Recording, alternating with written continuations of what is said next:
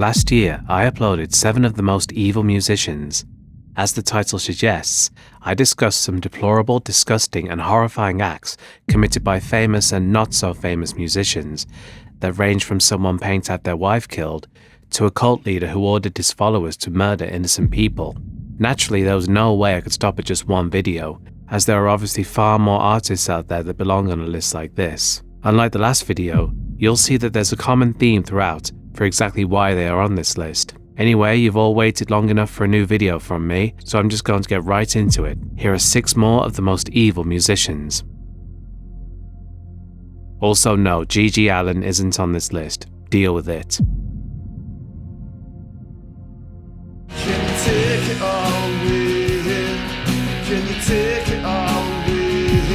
This video is going to start with several musicians you have most likely never heard of, but I assure you, they are musicians, and they are most definitely evil. Cassius Povey is a 29-year-old guitarist and singer from Lincolnshire, England, who played in local bands in the area. While he never achieved any commercial success due to never being signed to a record label, and as such released all his music through streaming services, he was fairly popular in the local area, and as the lead guitarist of all the bands he played in, Cassius naturally found himself attracting a significant female fan base. He obviously enjoyed the attention he received from these young girls, and would often talk to them online through Facebook, with the girls obviously being thrilled at having received attention from their favourite guitarist. Cassius, of course, enjoyed this attention as well, as he was only in his late teens to early 20s at the time. As you can probably guess though, he realised he could use these young girls' admiration for him to his advantage. He would begin talking to these girls more and more, eventually becoming friends with them and gaining their trust. This obviously led to him grooming them, completely taking advantage of the young and impressionable girls,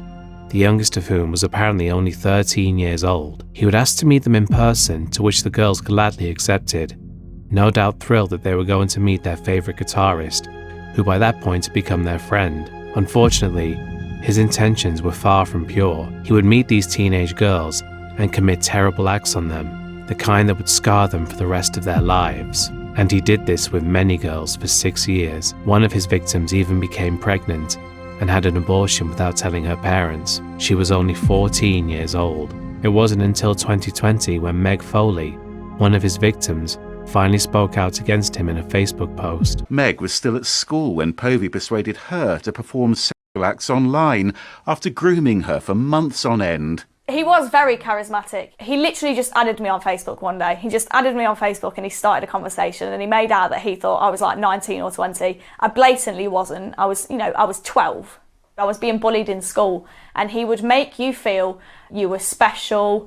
He made me feel like I had friends. He introduced me to all these different people that were way older than me. Like, I felt cool, you know? He knew what he was doing. He knew exactly how to manipulate people. He knew how to make people like him. The thing that bothers me the most about this is not so much what he did, but how accepting his friends were, you know, of his actions. None of them said a word. People knew who he was and people knew what he did. Nobody said anything. This wasn't something that was a secret. Why did you decide to out him?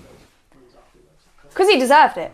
Somebody needed to say something because, God forbid, you know, if he'd have carried on doing this for 10 more years, there would have been so many more people. Cassius was arrested following the post, and in court, it was revealed that, upon meeting his victims, he would give them alcoholic drinks that he had spiked before assaulting them, with almost all of his victims having been under the age of 16. In total, Cassius was charged with 19 assaults. The court heard how he mainly targeted vulnerable females with mental health problems and difficult relationships at home. He made himself like an idol at Clock Tower. It's him, it's Cassius Povey. Like, oh my God, Cassius is here, everyone stop what you're doing.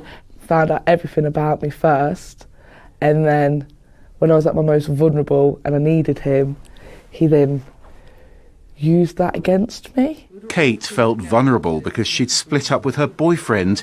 Povey spiked her drink, she says, then yelled her at his flat. Now it's kind of messed me up for life because now I'm sitting here with severe depression, PTSD, I haven't been able to get a job or have a stable relationship. Like, I'm a walking, talking nightmare, really. Cassius showed no remorse for what he had done, with the judge stating, quote, "All of the victims in this case have found you to be manipulative and cunning, and I have found that this is the type of person that you are. He was found guilty of 7 assaults, 1 against a woman aged over 16 and 6 against girls between 13 and 15, and he was sentenced to 17 years in prison and registered as a sex offender for life. With his imprisonment, any chance he had of ever having a career in the music business has been completely destroyed, but that's certainly for the best. If he had ever become a famous musician, there's no telling how far his reach would have extended and how many women he would have harmed.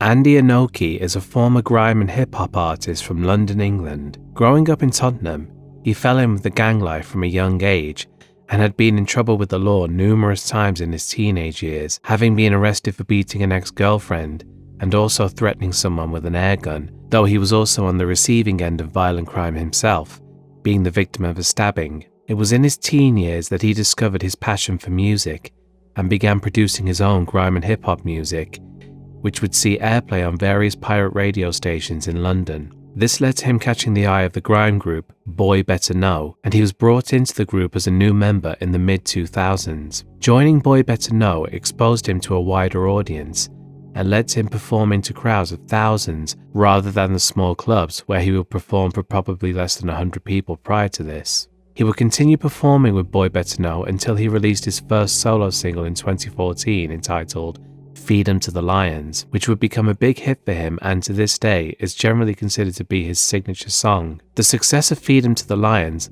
led to him being signed to the legendary Island Records, a label which has counted many notable artists among its lineup, such as Ariana Grande, The Weeknd, Shawn Mendes, KSI, and of course, the Insane Clown Posse. Hey, Violent J was nice enough to give my Evil Wrestlers video a shout out, so these guys are awesome in my book. Being signed to such a major label allowed Inoki, now going by the stage name Solo 45, to move out to the rough neighbourhoods of Tottenham and settle in a fancy riverside apartment in Bristol. All in all, things were definitely on the up for him. His career was about to take off, and he'd finally managed to leave his old life behind and move to a much better area, so it looked like he was heading to stardom. Unfortunately for him, this would not be the case, as he would eventually find himself in trouble with the law for a truly vile offence. In April 2017, a woman reported him to the police for a vicious assault in which he had brutally tortured her, with him even going as far as attempting to suffocate her through waterboarding. Solo 45 was immediately arrested, with the police searching his apartment for any more evidence of foul play. When they searched his phone, they discovered that he had thousands of videos of women being tortured. Solo's court date would not take place until 2020, but it was during his trial that he proudly proclaimed just how cruel and depraved he is. He would talk about how he enjoyed abusing women, but claimed that it was all consensual, and that he wasn't actually raping them. His victims, however, said that he would use their admiration for him to groom them and gain their trust, before turning on them and beginning his horrific abuse. They also said that they were imprisoned by him and threatened with a handgun if they tried to escape or resist him. He also stabbed one of the women in the thigh. According to one of the women, he only found enjoyment when they resisted him. When they stopped fighting back, he would grow bored and find new targets. Solo freely admitted that he was a sadistic necrophile and that he got pleasure from seeing other people cry. However, Solo still insisted that these acts were all consensual. The prosecution managed to get him to slip up though, as when they asked if he stopped when the women asked him to, he replied with, "Usually," before obviously realizing what he had just said and changed his answer to, "Always."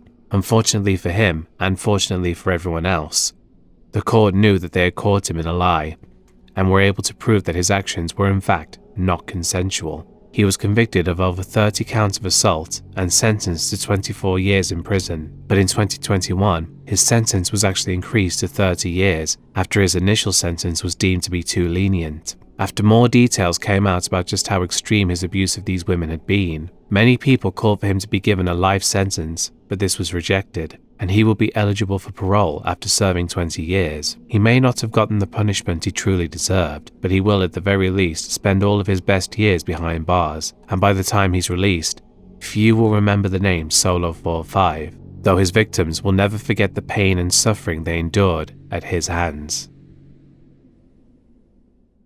All I wanna do is touch chop, chop, chop, chop up a body. Chop, chop, chop, chop it up bodies. It's one of my favorite hobbies. Shane Coates is a horrorcore rapper, best known for being one half of the group Deviant Horror, alongside his wife, Ty Coates. As you may have guessed by their face paint, Shane and Ty are juggalos, having based their look on the Insane Clown Posse, and obviously following their footsteps by becoming a horrorcore duo. In 2016, the two opened their own independent record label, Deviant Horror Entertainment, through which they released all of their material, including their debut album, Blood, Sweat and Tears, in 2018. The album obviously didn't chart, as it was a quote underground release, as most Juggalo records are. The album did, however, get them noticed among the Juggalo community, and saw them getting some gigs afterwards, including a spot performing at the annual Gathering of the Juggalos in 2019. Their song, Chopping Up Bodies, was also featured in the indie horror film Clown Motel, and the two of them were actually set to appear in the sequel.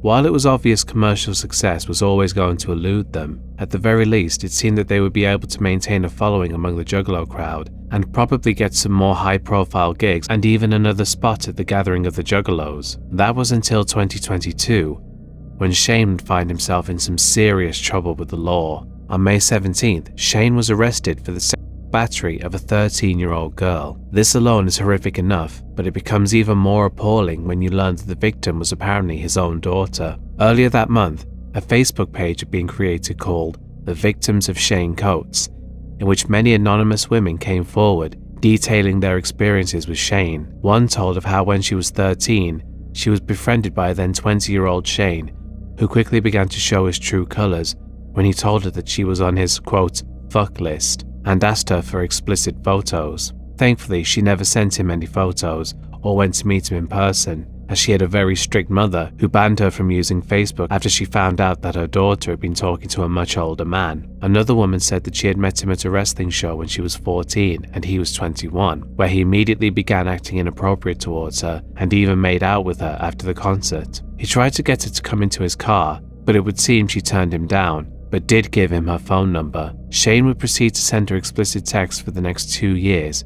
before he finally coerced her into sleeping with him, after which he told her that what they did must remain a secret.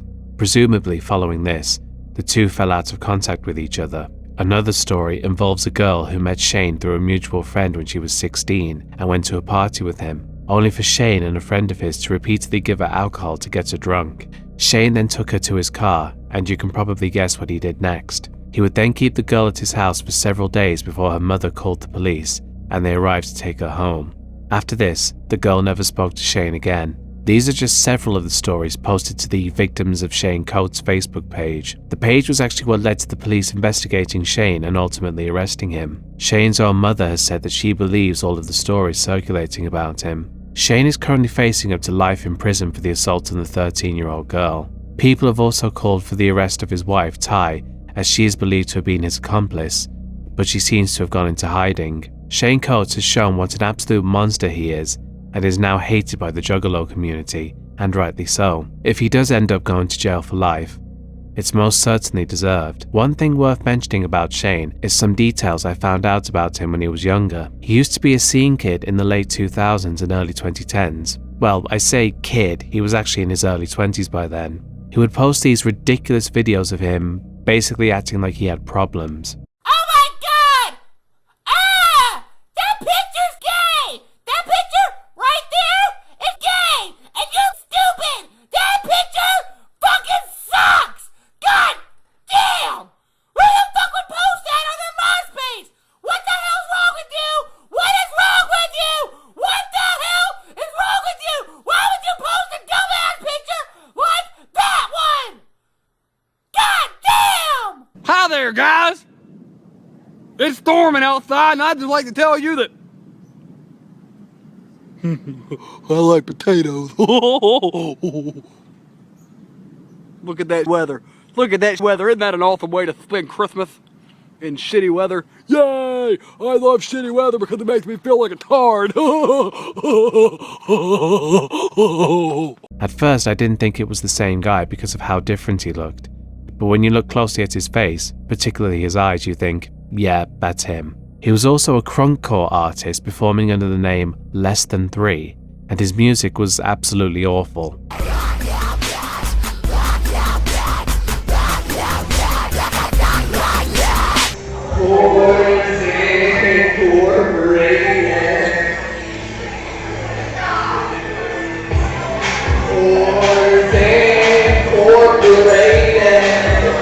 Why am I telling you all of this?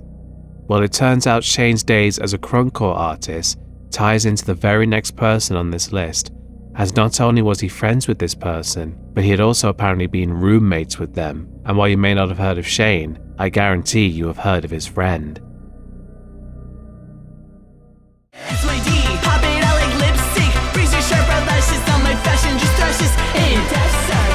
Yes, Shane Coates' friend and roommate is none other than the infamous Dahvie Vanity. Dude, get it. Battle! Oh, why am I getting attacked with bananas? No! No! Ah! Ah! Oh, I'm under attack! Help! Help! Oh! No! No! No! Oh my god! Oh! I just got attacked by Dahvie and Jay. Jesus David Torres is of course best known for being the frontman of the electronic dance electropop crunkcore group Blood on the Dance Floor. He originally got his start on MySpace, where he was actually a hairstylist, though it was actually revealed years later that he didn't know a thing about styling hair, was not a licensed hairdresser, and wore a wig, which is pretty obvious when you look at his high school photo and see that he was already starting to recede by then, so it stands to reason that he wouldn't have enough hair left by the mid-2000s to be able to style it like that. All of that said though, Dahvie still managed to become quite popular on MySpace, and he used this popularity to launch his band Blood on the Dance Floor in 2006, alongside his friends Christopher Mongillo and Rebecca Fugati, both of whom left during the recording of their second album. They were replaced by Garrett Marshall McLaughlin, who met Dahvie through his sister who was dating Dahvie at the time, and he would go by the stage name Garrett Ecstasy. Dahvie was together for about, half year working on that, and then I frequently joined. My sister actually started dating Dahvie, and I met Dahvie in Orlando at a Jeffree Star concert. And let's see. Well, after that, pretty much just happened. I started helping out with the Diamond album, and then after that, we collabed completely. Yeah. And now we're having, we've had our singles, Miss Bipolar, Scream for My Ice Cream. We had that EP, and then the Ice Cream EP, and then we're working on our new album, OMFG, which is our tour that we're actually coming up with very soon. It's our first headlining tour, so haters, thank you. You make us lots of money. Thank you very much, haters. So much hate me. I'm fucking your dad right now. I'm fucking your dad right now. Anywho. The duo would prove to be quite successful, with them releasing one album and 3 EPs before embarking on a tour to promote a third album. Although I don't know why people would want to see them live, since from what I've been able to find, their performances basically consisted of Dahvie very poorly attempting to rap and sing, while Garrett just screamed over him.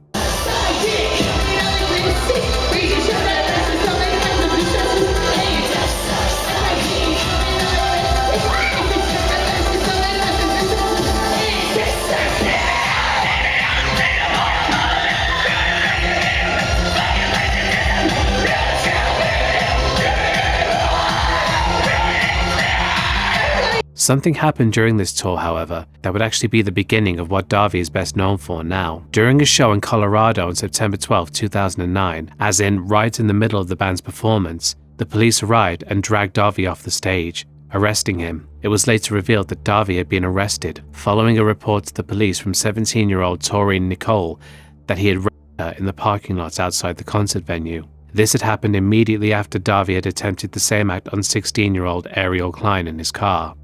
Did you have any idea that this was coming, or? No, and honestly, it happened over the course of about 45 seconds where we were walking along the strip and suddenly this had happened. I couldn't even process what was happening as fast as it was happening. You must have just been in shock. I was definitely in shock. Looking back on it, directly afterwards, I did definitely have some signs that I was probably about to pass out, which, obviously things wouldn't have gotten better from there, so I'm glad I didn't. When you say you're about to pass out, was that just because you're in shock from what had happened, what he had done to you? Yeah, I mean, directly afterwards, I mean, my brain was trying its hardest to process that, but that's not something that it processes well. What did Dahvie Vanity say to you after the act? What he said to me is something I will never forget. I think it scarred me beyond what I could convey here. He said, "That was so good, baby girl. You made me feel so good." That was so good, baby girl. Yeah, and I think the part that bothered me the most was that he said, "You made me feel so good." And you didn't do anything except be there when he forced himself upon you. Is that fair? Yeah, I mean, absolutely. There was no participation on my part. Dahvie was briefly jailed following this, but was bailed out by his father. He was unable to complete the rest of the tour, however, leaving Garrett Ecstasy to finish it on his own. This was not the first time Dahvie had been accused of sexual assault. In June 2007, 14-year-old Diana Farrell called into a Christian radio show to ask the host, Dawson McAllister, for advice. When McAllister asked what was wrong, she told him about the man who had assaulted her at her home 8 days earlier. After Farrell revealed what had happened, one of the staff members of the radio station called the police. Farrell would explain to the police that she had met Dahvie through MySpace and that he had come to her house to style her hair for her. After finishing working on her hair, Dahvie immediately forced himself on her. Farrell's parents didn't press charges under the condition that he cut off contact with their daughter. This incident, along with the two in September 12, 2009, would be far from the last that Dahvie would be accused of. Following the 2009 tour, Garrett Ecstasy was either fired from the band or left due to not wanting to work with someone like Dahvie. Either way, he was replaced that same year by 18-year-old Jeremy Bryan Griffiths, who would go by the stage name Javon Monroe, thus creating the band's most recognizable lineup. I've noticed that Dahvie always seemed to have a tall, good-looking sideman who contrasted himself, a rather short, overweight, and not particularly good-looking weirdo.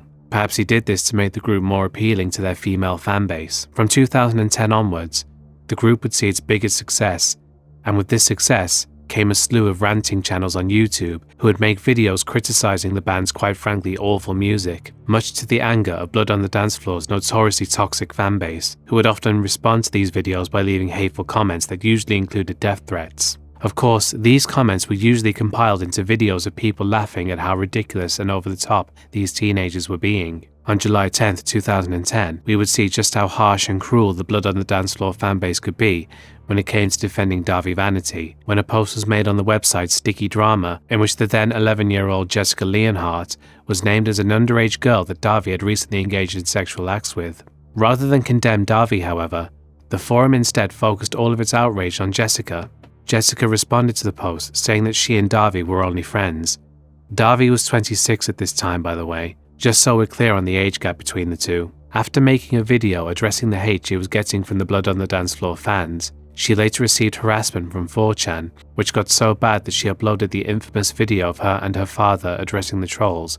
I'm gonna tell you right now, this is from her father. You bunch of lying, no good punks. And I know who it's coming from because I back-traced it. And I know who's emailing and who's doing it. And you've been reported to the cyber police and the state police. So you better write one more thing or screw with my computer again. You'll be arrested. End of conversation from her father. You wrote it fucking gonna come and beat her ass. And if you come near my daughter, guess what? Consequences will never be the same. You lying bunch of pricks. Dahvie, the man who had groomed and abused Jessica, decided to mock her by creating a reenactment of the video, with Javon Monroe playing the role of Jessica and Dahvie himself playing her father. This is Harry Potter, and you guys are ruining my life. And I know my shirt is falling down and call me a whore for it. Don't be saying suicide! You guys are ruining my life. That's what! I have nothing nice to say about my daughter! Don't say I'm recording this! I report you to the cyber police! And the state police! And whoever will beat my daughter, you will have to deal with the police! You done goofed! You done goofed! This is her father! No good life, punks! And I know what's going from I backtraced it! And I know what's going on, and I will contact the cyber police and the station police! If you try to beat my daughter, the consequences will never be the same again! The next year, Jessica would be filmed giving an apology to Blood on the Dance Floor and their fans. Hi Dahvie, hi Jay, hi Sally, hi the whole BOTDF spectrum. It's Jessica Rose, aka Justice Slaughter here, and I'm saying sorry for everything that I've done. I feel really bad about it now. I'm in foster care. I have been locked up in mental institutions, and just like you done Goose said, I do have to go to counseling now and everything, but it's not because of you. So, I'm really sorry for everything that I've done. I'm sorry for accusing you of rape and everything. I know that all that happened. And I'm having this recorded by Oriana because I have no computer privileges now because of foster care. And why am I talking with my hands? I'm truly sorry for everything that I've done, and I love BOTDF. They're basically all the CDs that I have for BOTDF now, so just saying that I'm sorry and everything, and I love you guys to death. I mean, Jay's my idol, Dahvie's my idol, and Sally inspired this. I shaved it off my head. So, yeah, love you guys. Sorry. She wouldn't be seen again until 2018, when she would finally confirm that the allegations of what Dahvie did to her were in fact true. Despite Dahvie's best efforts to convince people that the allegations against him were all lies, he quickly became far more well known as a predator than a musician. Even Jeffree Star, who these days is well known as a YouTuber, but at that time was actually a fairly popular scene artist, publicly accused Dahvie of being a predator on Twitter. Unfortunately, Blood on the Dance Floor's fanbase remained as vocal as ever, and continued to support the group. The band's detractors, however, began analysing the group's lyrics, and how it was obviously very suspicious that a man like Dahvie, who had all of these allegations against him, would have so many songs revolving around sexual themes. Dahvie wrote all of these songs knowing full well that his fanbase was made up mostly of underage girls. Around the same time, videos began to surface of Dahvie just generally being creepy and inappropriate towards his fans, while they were obviously too young and starstruck to realise what he was doing. And we're gonna have sex. Oh, video. Yeah. Video. Hey. Okay, oh my god. Are we gonna make a porno or something? Yes. Yes. Oh my god. Yes. Give me your bras right now. Give it to me. Give me all your bras. I want them all. Give me your bras right now. I want your bras. You see this thing? Give them to me right the fuck now. Don't be a prude. Don't be a prude. Give me that Hello Kitty. Give me that Hello Kitty. I want it. Here we go.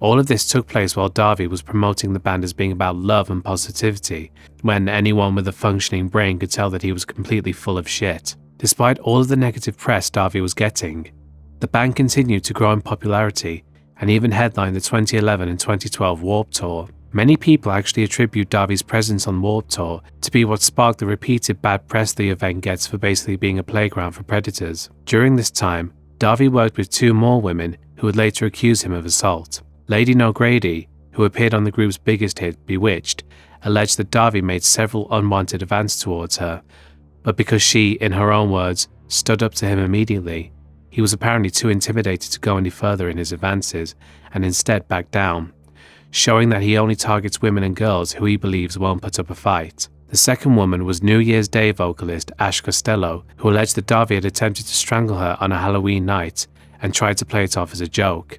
One of New Year's Day's merch workers, Daniel Rodriguez, also alleged that Costello had told Dahvie repeatedly not to touch her, but he ignored her and would continue doing so, even doing it on stage during performances. Rodriguez also claimed that he would often see underage girls getting on and off Blood on the Dance Floor's tour bus. With all of the bad press surrounding Dahvie, it would seem that it became too much for Javon Monroe to handle, and he left the band in 2016, and would later accuse Dahvie of being abusive towards him as well, saying that Dahvie was incredibly controlling, preventing him from contacting his family, and also withholding his HIV medication. Following his departure, the band would split up, and Dahvie would recruit his then fiancée, Fallon Vendetta, to be his new sidekick in the band, But this would last only a year, as Fallon left the band and later came out and also accused him of abuse. Chris Hansen launched an investigation into Dahvie in 2020 and interviewed a number of his victims. Following this, many more women came out and accused Dahvie of assault, with the count eventually reaching 21 women, with many of them going into detail about how cruel and violent Dahvie could be. Unfortunately, Dahvie is currently the only musician on this list who is still walking free as of this video. He doesn't seem to have changed at all, as he's reportedly still talking to underage girls online. Most of his fans from back in Blood on the Dance Floor's heyday appear to have moved on due to simply outgrowing the band, and because they've realised that the man they supported for so long was a sexual predator who only viewed all of them as objects and toys to be used for his sick, depraved games.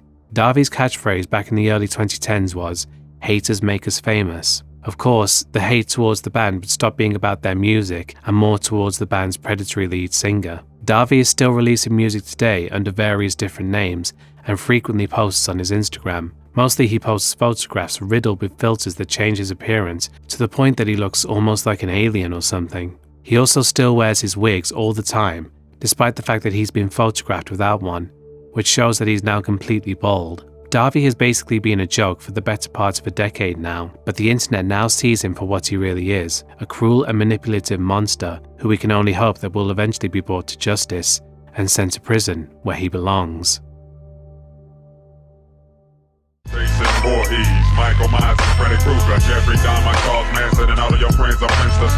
Anton Singleton, better known by his stage name, Big Lurch, is a former rapper who was active in the Bay Area of California between 1996 and 2002. Growing up in Dallas, Texas, Singleton displayed his skills as a writer from an early age, as he began writing poetry when he was only 7 years old. At the age of 17, after having moved to San Francisco, he decided he wanted to take his skills as a poet and transfer them over to a career as a rapper, and took the stage name Big Lurch, after the Addams family's towering butler of the same name. Being 6'7" himself, the name seemed very appropriate. In 1996, he co-founded the hip-hop group Cosmic Slop Shop alongside Marvin Dooney Baby Selman and Rick Rock, who'd previously worked as a producer on Tupac's final album, All Eyes on Me. Though the group saw minor success with the single Sinful, they released only one album, which performed poorly commercially, and the group split in 1998. On September 16, 2000, one day after his 24th birthday, Singleton was struck by a drunk driver and suffered a broken neck. He spent a long time in the hospital and was heavily medicated due to the constant pain he was in. Unfortunately, the pain continued after he returned home, and as he didn't have access to large amounts of legal pain medication, he turned to the illegal drug PCP for pain management. The drug obviously had an effect on his mind, with him developing a borderline obsession with the occult and horror films. This manifested itself in his writing, with him switching to a subgenre of hip-hop known as horrorcore, which centers around the occult, the supernatural, and psychological themes. Singleton's PCP use grew worse as time went on. He would get high and stay that way for weeks on end, sometimes neglecting to even eat. His mental state became worse, and he would become more and more delusional. This would come to a head in April of 2002. On April 10th, the Los Angeles police were called when Singleton was seen standing naked in the middle of the street, all covered in blood, staring at the sky and holding a human lung in his hand. When the police arrested him, they found that the lung he was holding had been partially eaten. The person who called the police was a friend of Singleton's, who had gone to his apartment to find a truly shocking scene. The body of Singleton's roommate, Tanisha Yasai, was laying on the ground. Her chest had been torn open, with both of her lungs removed. She had teeth marks on her face, and a 3-inch blade was embedded in her shoulder. After his arrest, the police performed a medical examination on Singleton's stomach and found human flesh that was not his own. Tanisha Yasai's boyfriend confirmed that he and Singleton had done PCP the day of the murder, which clearly caused the latter to go into a blind rage, leading to him brutally murdering Yasai and consuming her flesh. At his trial, Singleton pleaded insanity, with his defense saying that he was in a psychotic state due to his use of PCP on the night of the murder. However, the court ruled that his drug use and his claim of insanity were not satisfactory reasons for committing the murder. The district attorney concluded that drug use could not be used for an insanity plea. The judge agreed, and Singleton was sentenced to life in prison without the possibility of parole. Tanisha Yasai's mother filed a wrongful death lawsuit in 2003 against Singleton, his bodyguard, Stress Free Records, Death Row Records, and Yesai's boyfriend. The suit charged that the labels had provided Singleton with drugs to, quote, encourage him to act out in an extreme violent manner so as to make him more marketable as a gangster rap artist.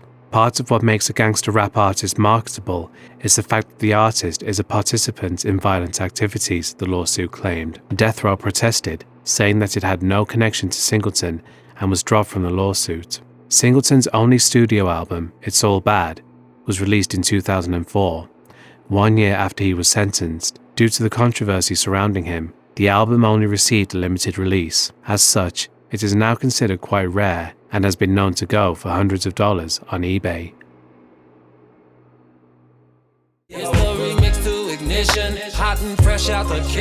By far the most famous, commercially successful and, in all honesty, most talented person on this list, Robert Sylvester Kelly is one of the most successful R&B singer-songwriters in history, with a career that spanned 30 years. Born in Chicago in 1967, Robert began singing in his church choir when he was 8 years old, and it was here that his gift for singing first became apparent. It was also in his 8th year where he would experience tragedy for the first time in his life, when his then-girlfriend named Lulu fell into a river and drowned.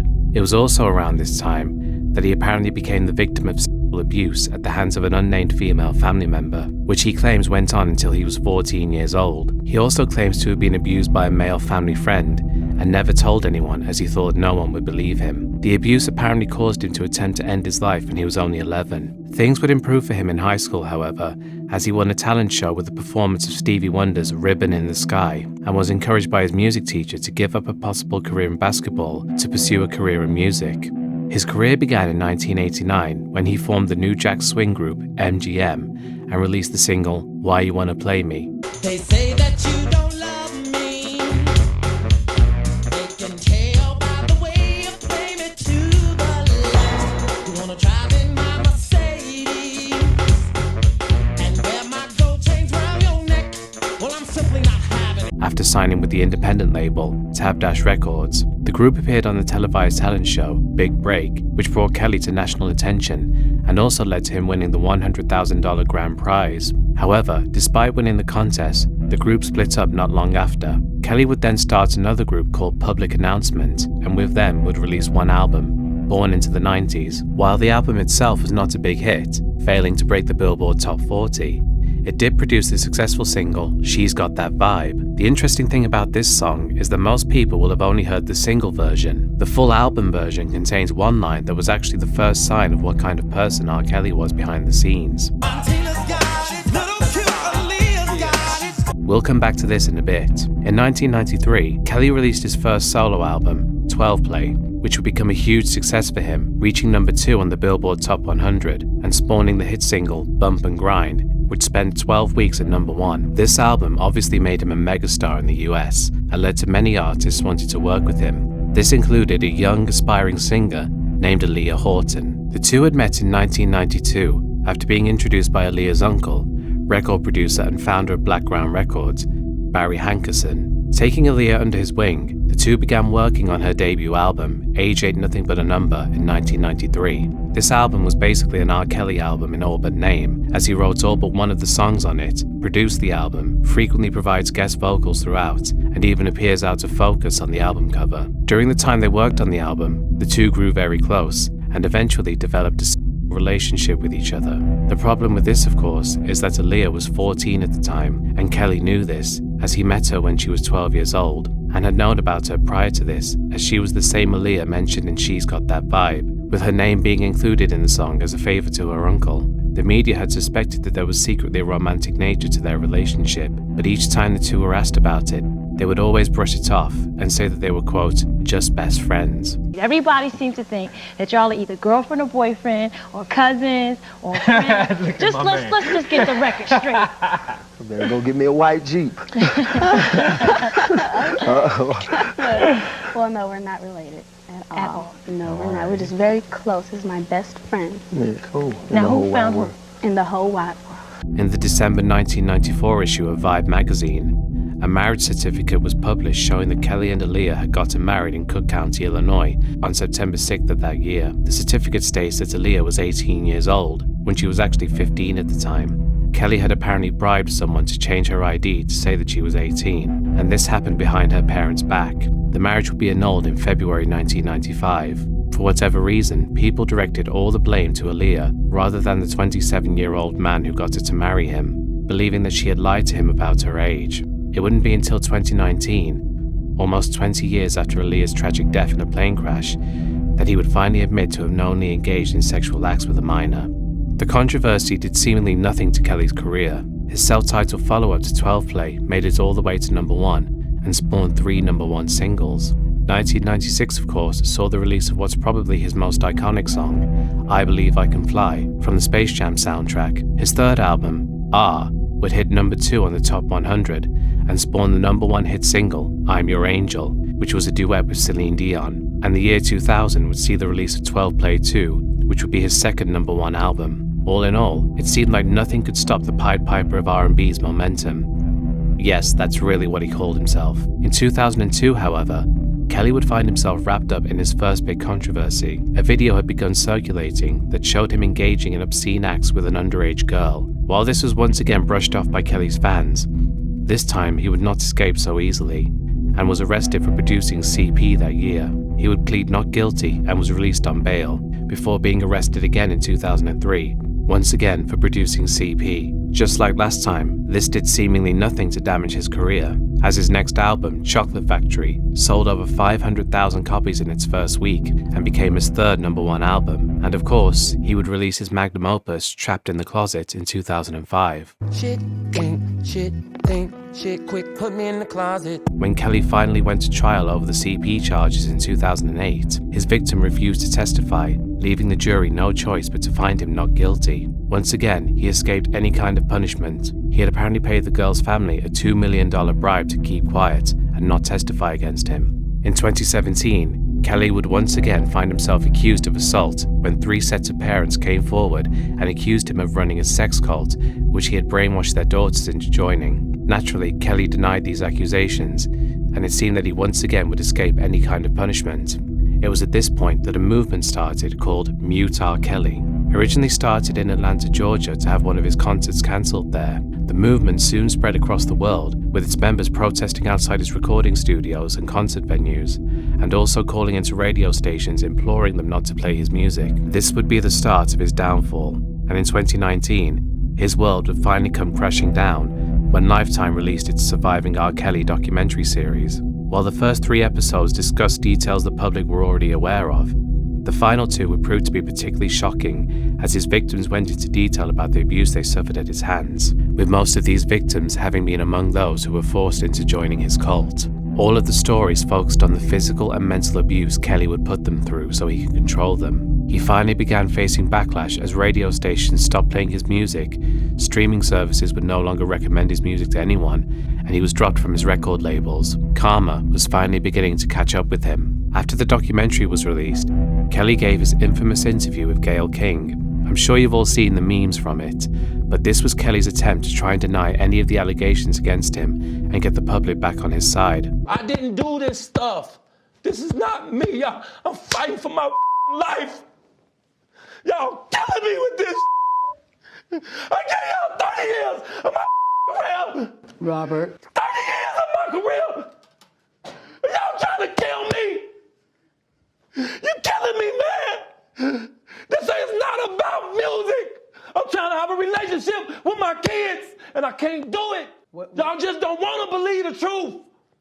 You don't want to believe it. Unfortunately for him, his luck had finally run out. He would be arrested a month later and charged with 10 counts of sexual assault. Several months later, he would be arrested again, this time for racketeering and human trafficking over state lines. He would go to trial in 2021. 10 victims came forward to testify against him. Former employees would also give their testimony, as well as many government witnesses. Many pieces of damning evidence would also be used against him. The full details of his marriage to Aaliyah were finally brought to light, with him revealing that he married her because he believed that she was pregnant, thus confirming that he had indeed engaged in acts with an underage girl. At the end of the trial, he was found guilty of racketeering, sexual exploitation of a child, bribery, sex trafficking, and violation of the Mann Act. A year later, he was found guilty of enticing a child and producing CP. and was sentenced to 30 years in prison. With this, Robert Kelly's reign of terror finally came to an end. His victims were able to stand before a court of law and speak directly to him, condemning him for all the pain and suffering he had put them through. As of this video, he's currently facing more charges in Chicago and Minnesota. Considering he's now 55 years old, it's likely that he will never leave prison alive. While he may be one of the most successful R&B artists of all time, his legacy is forever tarnished by his horrific and depraved actions, making him one of the most infamous and hated sexual predators in music history, right up there with the likes of Gary Glitter and Ian Watkins. From now on, whenever someone hears the name R. Kelly, they will not think of the singer-songwriter Pied Piper of R&B, but the cruel and disgusting monster that he had been behind the scenes for over 30 years. He may be behind bars now, but his victims will live with the memories of his abuse for the rest of their lives. And that's the end of the video, folks. I'm really sorry this one took so damn long. This was because of a combination of me getting sick, always being really tired for some strange reason, and just generally having trouble finding some motivation to edit on some days. That being said, there's really no excuse for a video taking over 2 months to come out. I swear I'm going to try my hardest to get one more video out before the year's over, and if not, you all have my permission to kick my ass. Thank you very much for watching. Be sure to like, comment, and subscribe if you're new, and I'll see you all next time. Goodbye.